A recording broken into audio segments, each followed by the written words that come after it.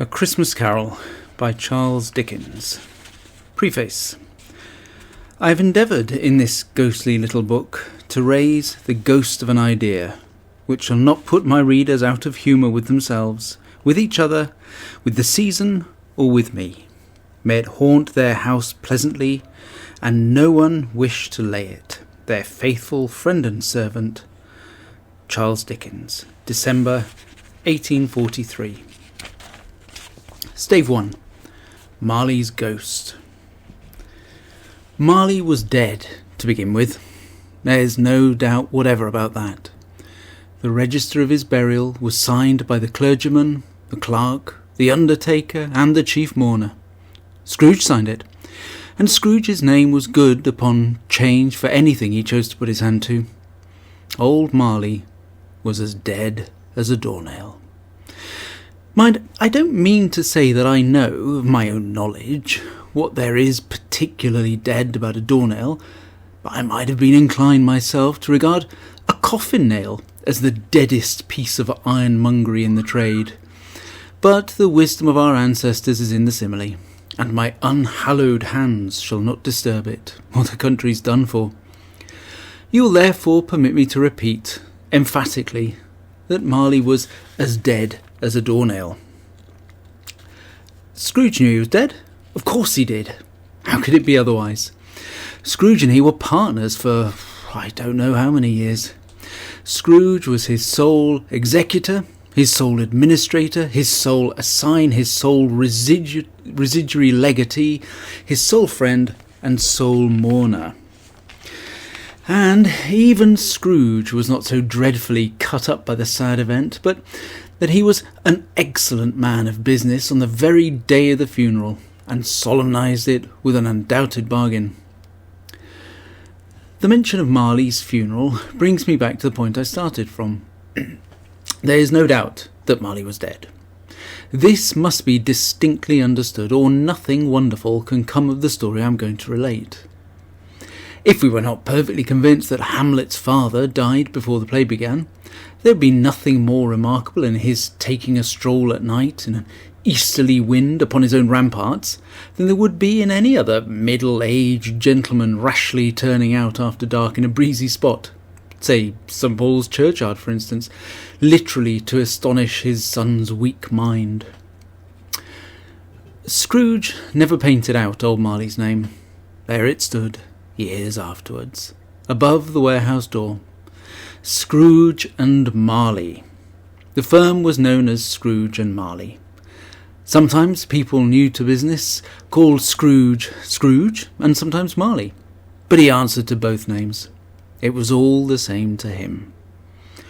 Oh, but he was a tight-fisted hand at the grindstone, Scrooge, a squeezing, wrenching, grasping, scraping, clutching, covetous old sinner, hard and sharp as flint, from which no steel had ever struck out generous fire, secret and self-contained, and solitary as an oyster. The cold within him froze his old features, nipped his pointed nose, shrivelled his cheek, stiffened his gait, made his eyes red, his thin lips blue, and spoke out shrewdly in his grating voice. A frosty rime was on his head, and on his eyebrows, and his wiry chin. He carried his own low temperature always about with him. He iced his office in the dog days, and didn't thaw it 1 degree at Christmas.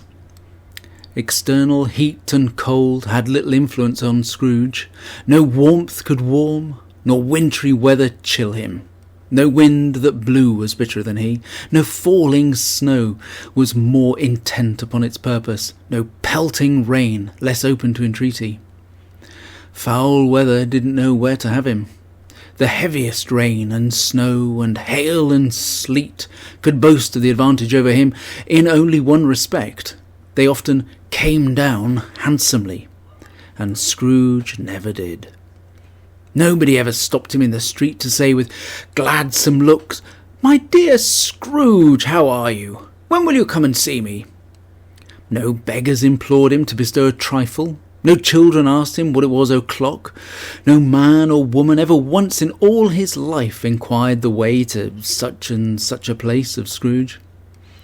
Even the blind men's dogs appeared to know him, and when they saw him coming onward, tugged their owners into doorways and up courts, and then wagged their tails as though they said, "No eye at all is better than an evil-eyed dark master." But what did Scrooge care? It was the very thing he liked. To edge his way along the crowded paths of life, warning all human sympathy to keep its distance, was what the knowing ones call nuts to Scrooge. Once upon a time, of all the good days in the year, on Christmas Eve, old Scrooge sat busy in his counting house. It was cold, bleak, biting weather, foggy withal, and he could hear the people in the court outside go wheezing up and down, beating their hands upon their breasts and stamping their feet upon the pavement stones to warm them. The city clocks had only just gone 3, but it was quite dark already. It had not been light all day, and candles were flaring in the windows of the neighbouring offices, like ruddy smears upon the palpable brown air. The fog came pouring in at every chink and keyhole, and was so dense without that, although the court was of the narrowest, the houses opposite were mere phantoms. To see the dingy cloud come drooping down, obscuring everything, one might have thought that nature lived hard by and was brewing on a large scale. The door of Scrooge's counting-house was open, that he might keep his eye upon his clerk, who in a dismal little cell beyond, a sort of tank, was copying letters. Scrooge had a very small fire, but the clerk's fire was so very much smaller that it looked like one coal. But he couldn't replenish it, for Scrooge kept the coal box in his own room, and so surely as the clerk came in with a shovel, the master predicted that it would be necessary for them to part. Wherefore the clerk put on his white comforter and tried to warm himself at the candle, in which effort, not being a man of strong imagination, he failed. "A Merry Christmas, Uncle! God save you!" cried a cheerful voice.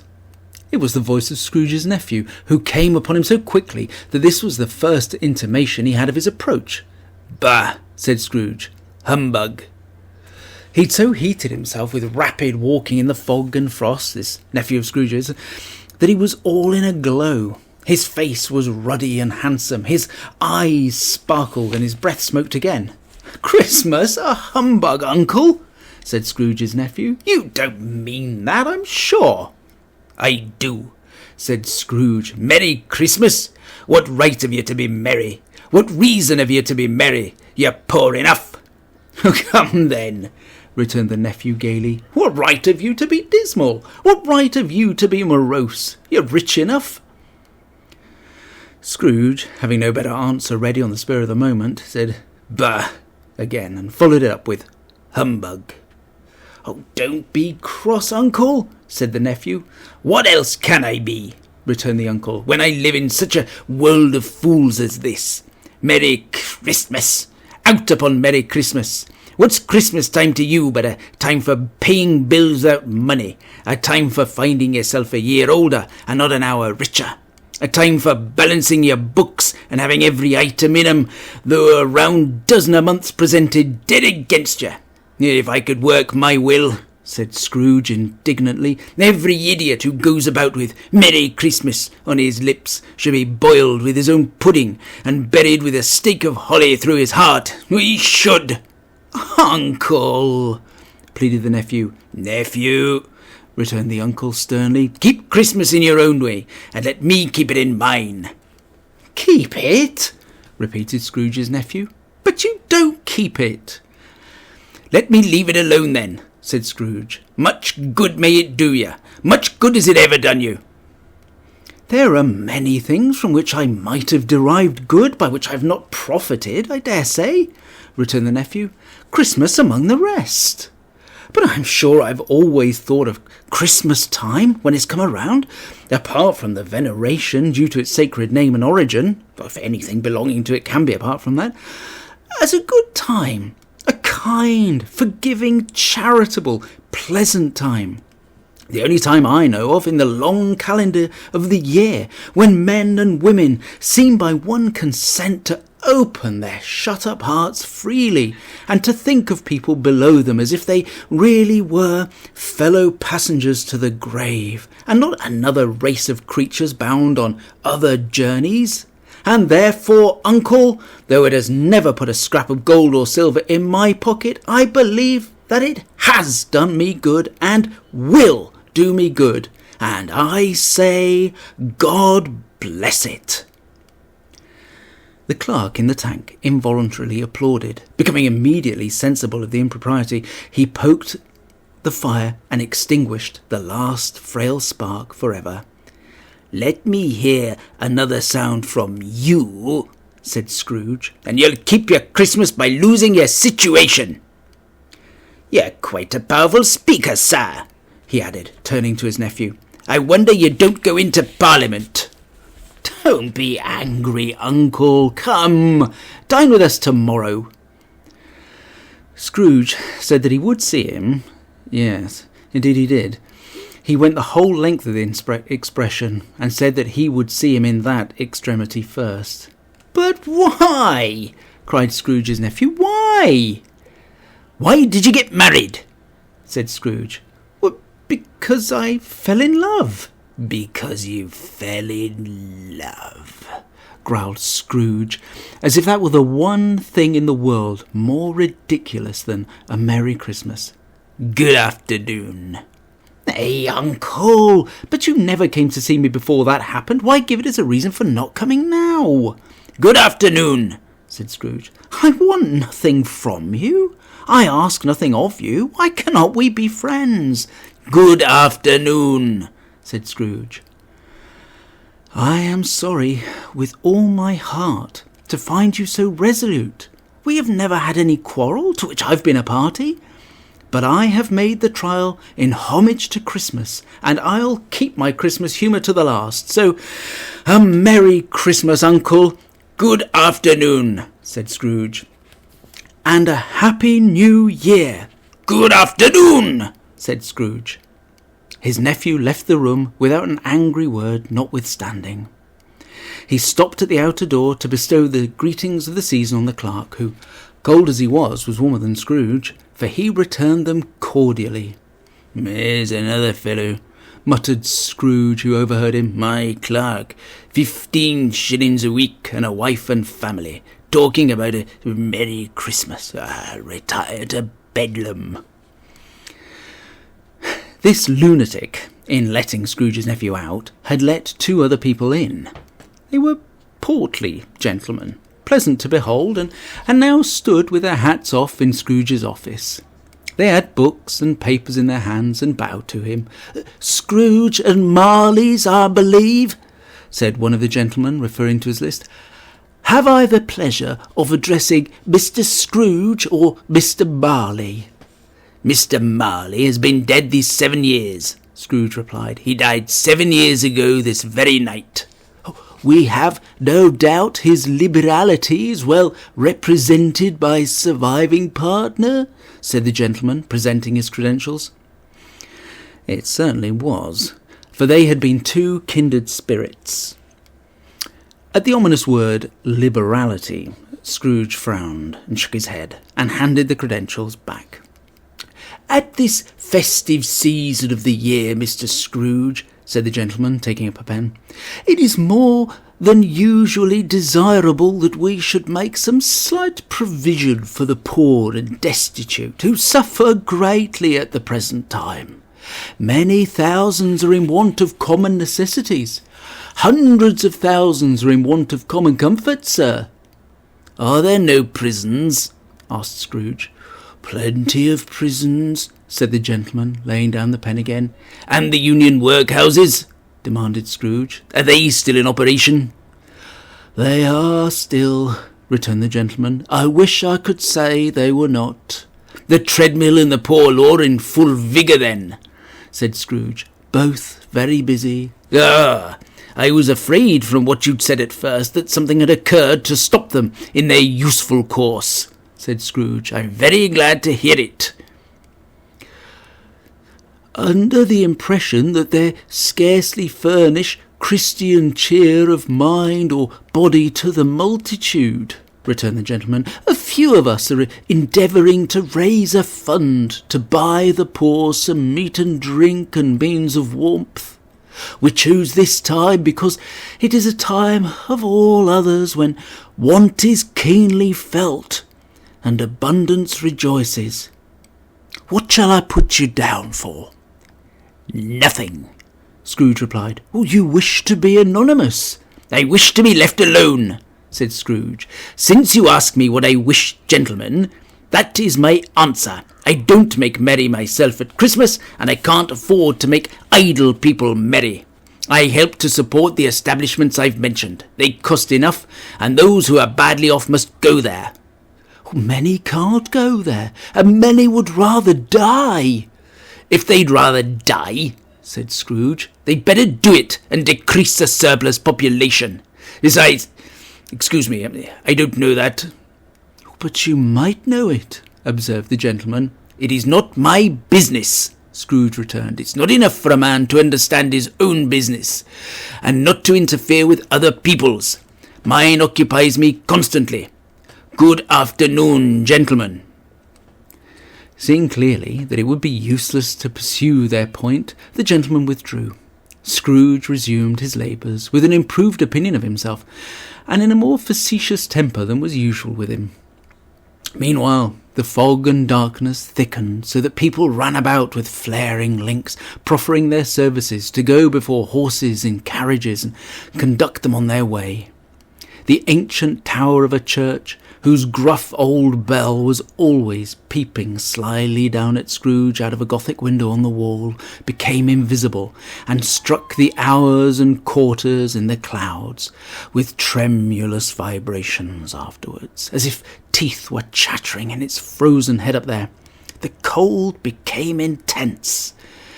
In the main street, at the corner of the court, some labourers were repairing the gas pipes, and had lighted a great fire in a brazier, round which a party of ragged men and boys were gathered, warming their hands and winking their eyes before the blaze in rapture. The water plug being left in solitude, its overflowing sullenly congealed and turned to misanthropic ice. The brightness of the shops, where holly sprigs and berries crackled in the lamp heat of the windows, made pale faces ruddy as they passed. Poulterers and grocers' trades became a splendid joke, a glorious pageant, with which it was next to impossible to believe that such dull principles as bargain and sale had anything to do. The Lord Mayor, in the stronghold of the mighty mansion house, gave orders to his 50 cooks and butlers to keep Christmas as a Lord Mayor's household should, and even the little tailor, who he had fined 5 shillings on the previous Monday for being drunk and bloodthirsty in the streets, stirred up tomorrow's pudding in his garret, while his lean wife and the baby sallied out to buy the beef.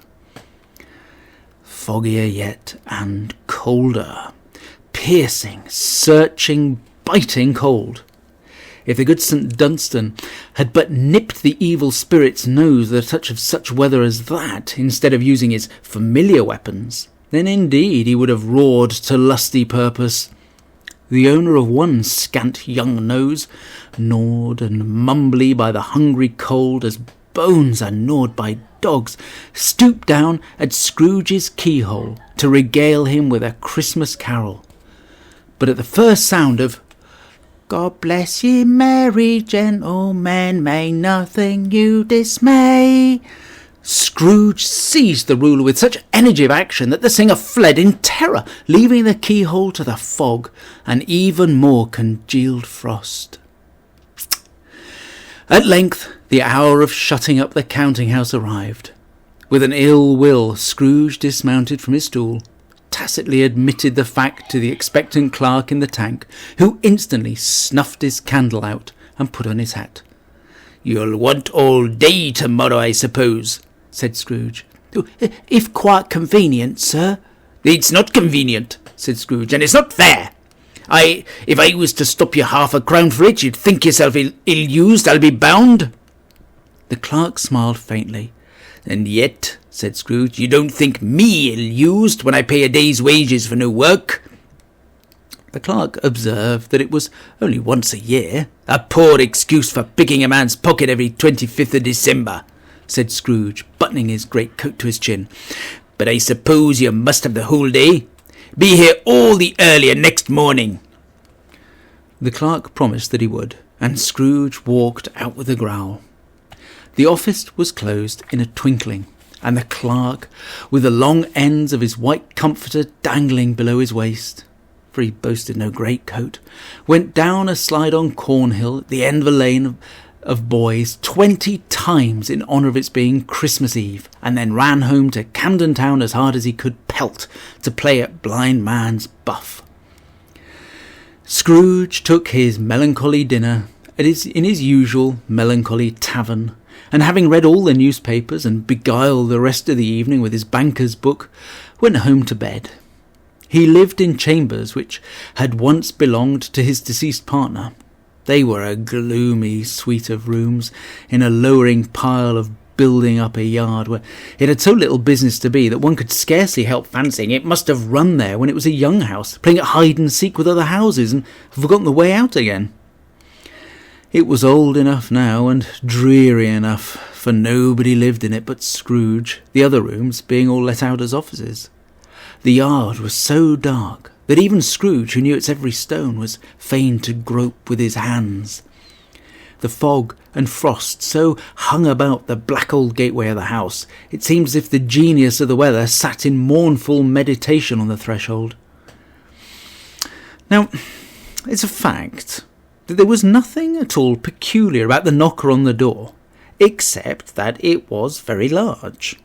It's also a fact that Scrooge had seen it at night and morning during his whole residence in that place.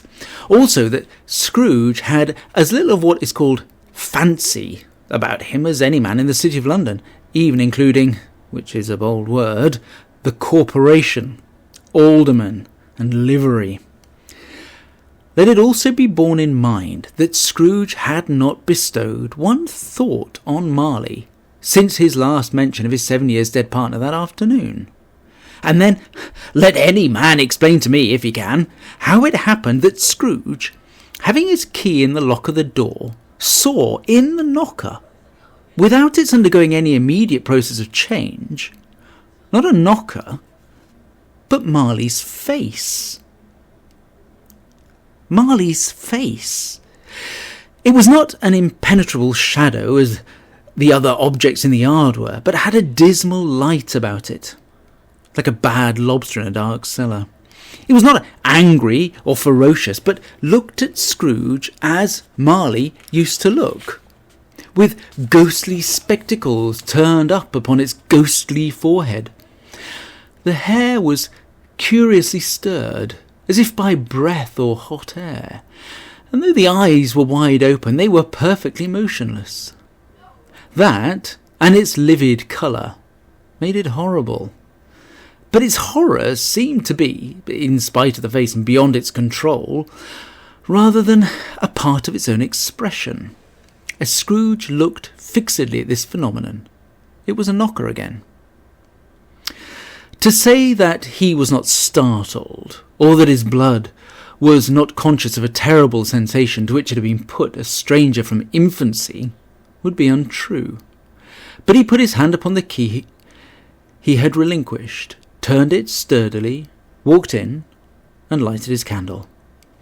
He did pause, with a moment's irresolution, before he shut the door, and he did look cautiously behind it first, as if he half expected to be terrified with the sight of Marley's pigtails sticking out into the hall. But there was nothing on the back of the door, except the screws and nuts that held the knocker on. So he said, "Pooh, pooh," and closed it with a bang. The sound resounded through the house like thunder. Every room above and every cask in the wine merchant's cellar below appeared to have a separate peal of echoes of its own. Scrooge was not a man to be frightened by echoes. He fastened the door and walked across the hall and up the stairs, slowly too, trimming his candle as he went. You may talk vaguely about driving a coach and six up a good old flight of stairs, or through a bad young Act of Parliament, but I mean to say you might have got a hearse up that staircase and taken it broadwise with the splinter bar towards the wall and the door towards the balustrades and done it easy. There was plenty of width for that, and room to spare, which is perhaps the reason why Scrooge, though he saw a locomotive hearse going on before him in the gloom, half a dozen gas lamps out the street wouldn't have lighted the entry too well. So you may suppose it was pretty dark with Scrooge's dip. Up Scrooge went, not caring a button for that. Darkness is cheap, and Scrooge liked it. But before he shut his heavy door, he walked through his rooms to see that all was right. He had just enough recollection of the face to desire to do that. Sitting room, bedroom, lumber room, all as they should be. Nobody under the table, nobody under the sofa, a small fire in the grate, spoon and basin ready, and the little saucepan of gruel. Scrooge had a cold in his head upon the hob. Nobody under the bed, nobody in the closet, nobody in his dressing gown, which was hanging up in a suspicious attitude against the wall. Lumber room as usual. Old fireguard, old shoes, 2 fish baskets, washing stand on 3 legs, and a poker.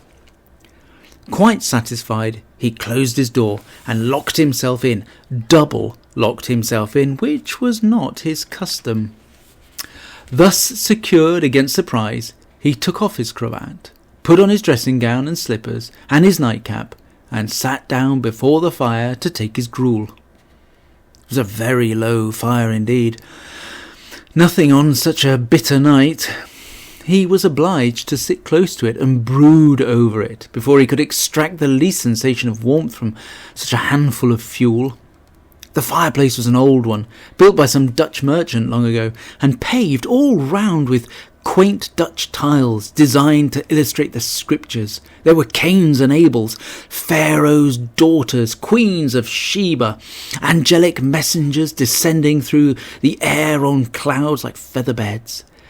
Abrahams, Belshazzars, apostles, putting off to sea in butterboats, hundreds of figures to attract his thoughts, and yet that face of Marley, 7 years dead, came like the ancient prophet's rod and swallowed up the whole.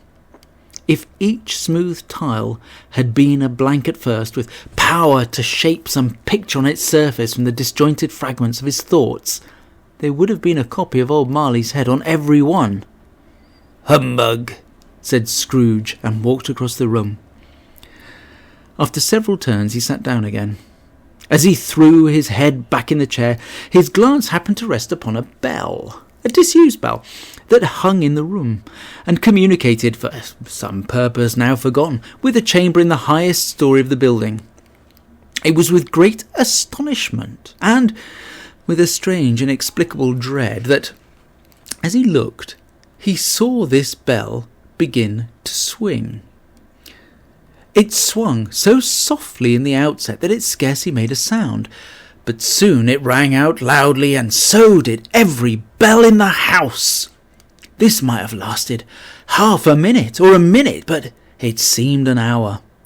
The bells ceased as they had begun.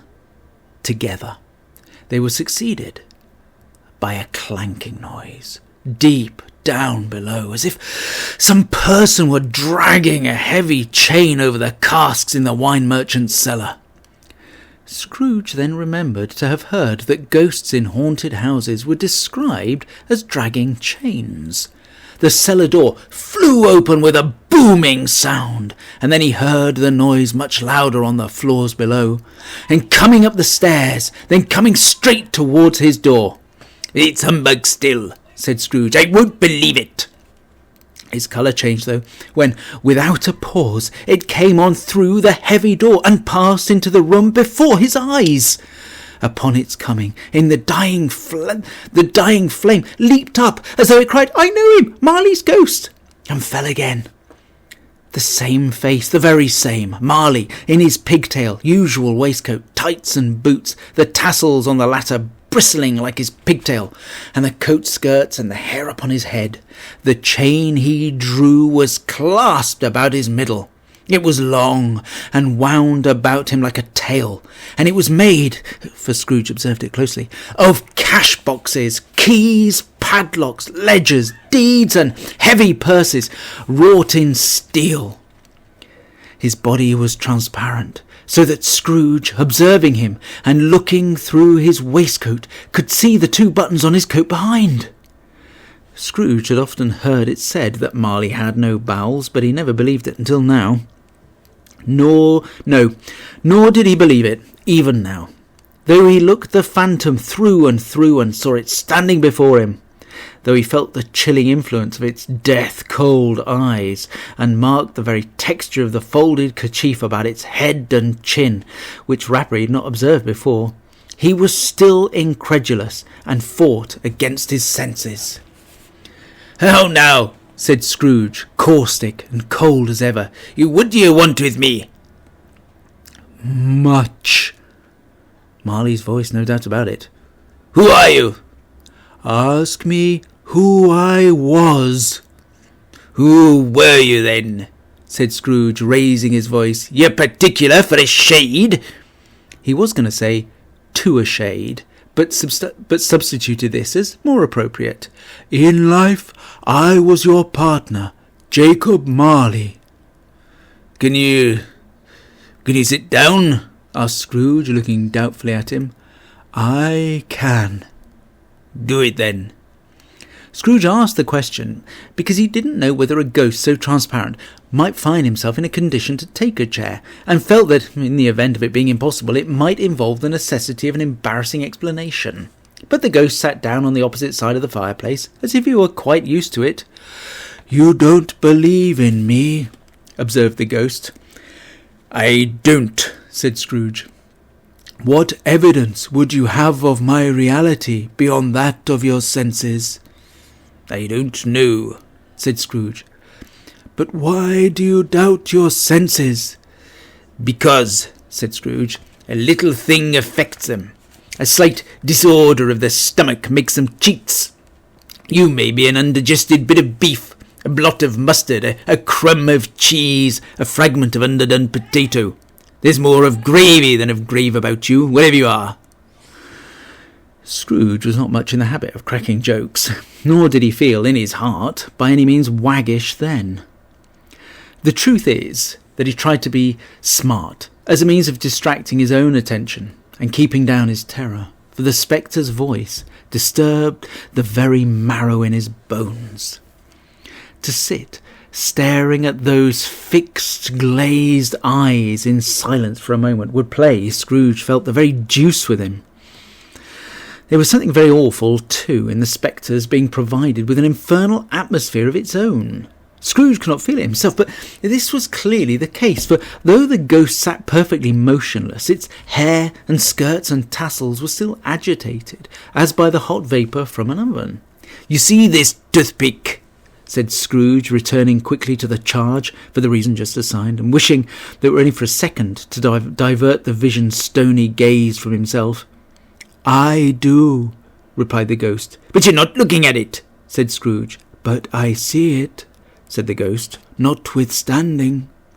"Well," returned Scrooge, "I have but to swallow this, and be for the rest of my days persecuted by a legion of goblins, all of my own creation. Humbug, I tell you, humbug!" At this, the spirit raised a fearful cry, and shook its chain with such a dismal and appalling noise that Scrooge held on tight to his chair to save himself from falling in a swoon. But how much greater was his horror when the phantom, taking off the bandage round its head as if it were too warm to wear indoors, its lower jaw dropped down upon its breast. Scrooge fell upon his knees and clasped his hands before his face.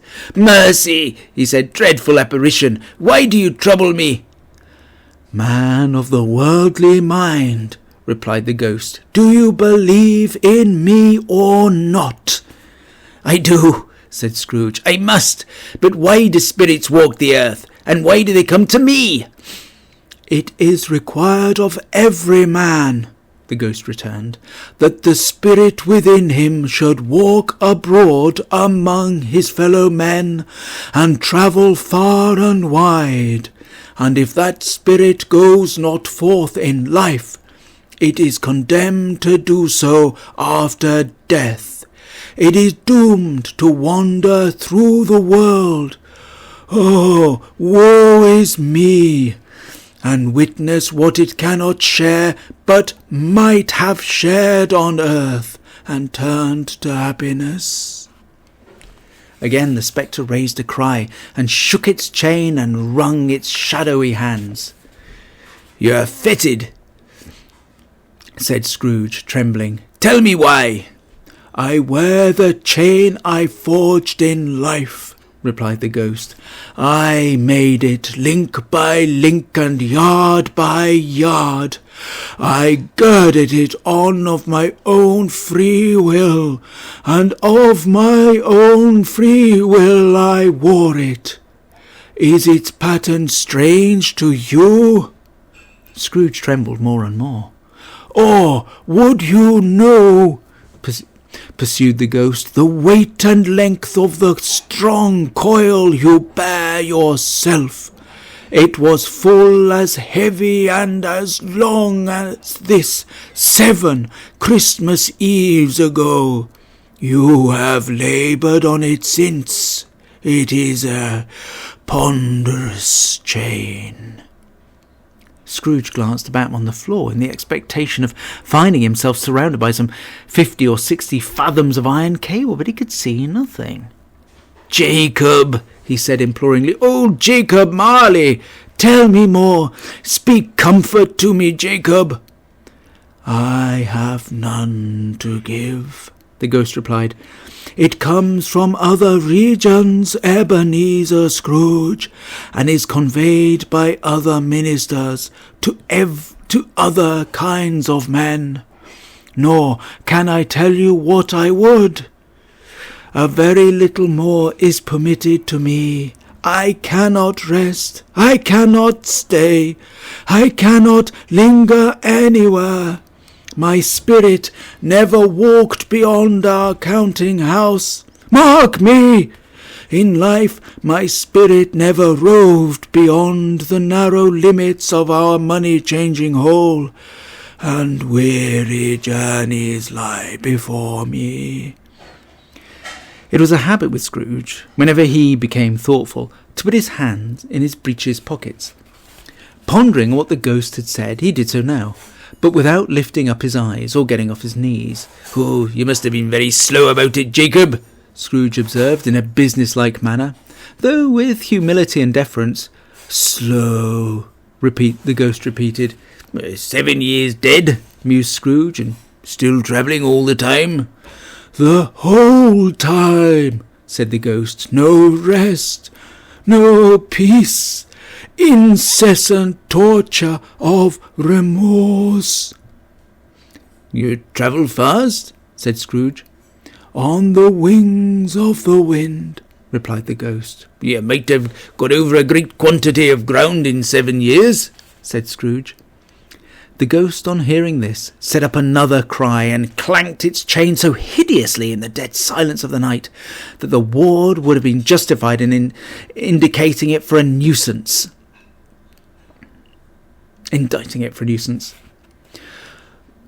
"Oh, captive bound and double ironed," cried the phantom, "not to know that ages of incessant labour by immortal creatures for this earth must pass into eternity before the good of which it is susceptible is all developed.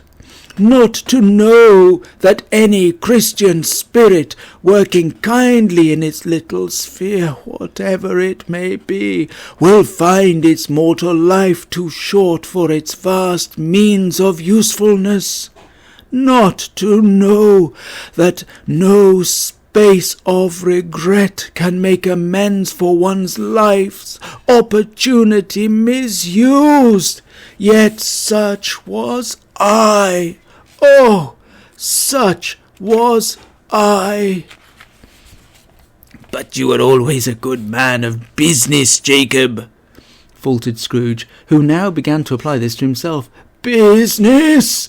cried the ghost, wringing its hands again. "Mankind was my business.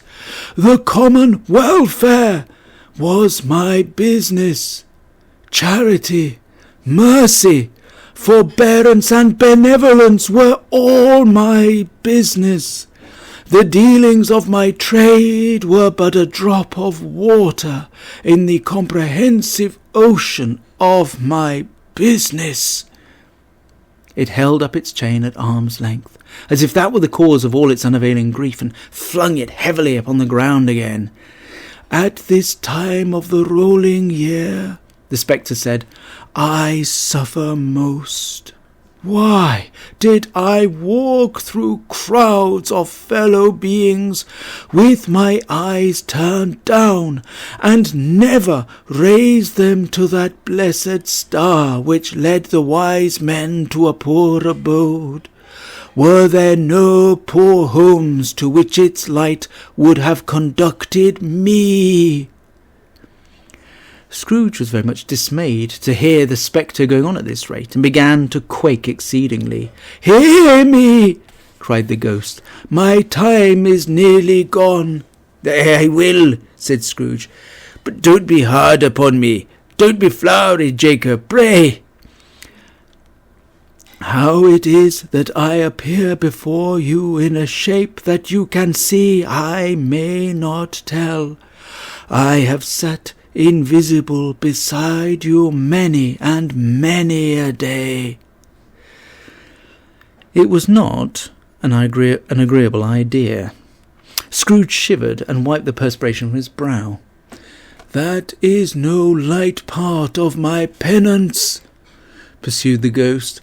"I am here tonight to warn you that you have yet a chance and hope of escaping my fate. A chance and hope of my procuring Ebenezer." "You're always a good friend to me," said Scrooge. "Thank ye." "You will be haunted," resumed the ghost, "by 3 spirits." Scrooge's countenance fell, almost as low as the ghost's had done.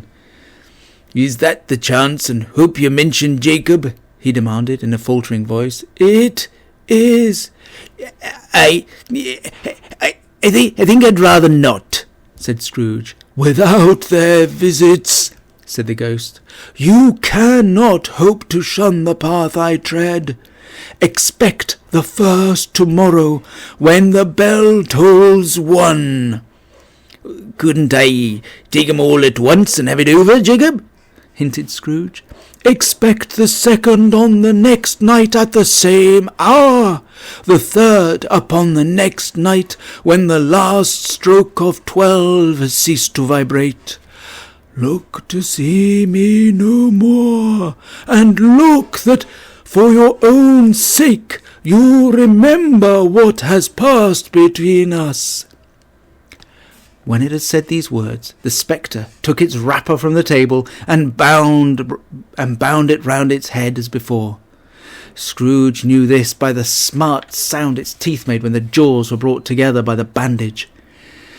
He ventured to raise his eyes again, and found his supernatural visitor confronting him in an erect attitude, with its chain wound over and about its arm. The apparition walked backward from him, and at every step it took, the window raised itself a little, so that when the spectre reached it, it was wide open. It beckoned Scrooge to approach, which he did. When they were within 2 paces of each other, Marley's ghost held up its hand, warning him to come no nearer. Scrooge stopped. Not so much in obedience as in surprise and fear, for on the raising of the hand he became sensible of confused noises in the air, incoherent sounds of lamentation and regret, wailings inexpressibly sorrowful and self-accusatory. The spectre, after listening for a moment, joined in the mournful dirge, and floated out upon the bleak, dark night. Scrooge followed to the window. Desperate in his curiosity, he looked out. the air filled with phantoms wandering hither and thither in restless haste and moaning as they went. Every one of them wore chains like Marley's ghost. Some few, but they might be guilty governments, were linked together. None were free. Many had been personally known to Scrooge in their lives. He'd been quite familiar with one old ghost in a white waistcoat, with a monstrous iron safe attached to its ankle, who cried piteously at being unable to assist a wretched woman with an infant, whom it saw below upon a doorstep. The misery with them all was clearly that they sought to interfere for good in human matters and had lost the power for ever. Whether these creatures faded into mist or mist enshrouded them, he could not tell. But they and their spirit voices faded together, and the night became as it had been when he walked home. Scrooge closed the window and examined the door by which the ghost had entered. It was double locked, as he had locked it with his own hands, and the bolts were undisturbed. He tried to say humbug, but stopped at the first syllable. And being, from the emotion he'd undergone, or the fatigues of the day, or a glimpse of the invisible world, or the dull conversation of the ghost, or the lateness of the hour, much in need of repose, went straight to bed, without undressing, and fell asleep upon the instant.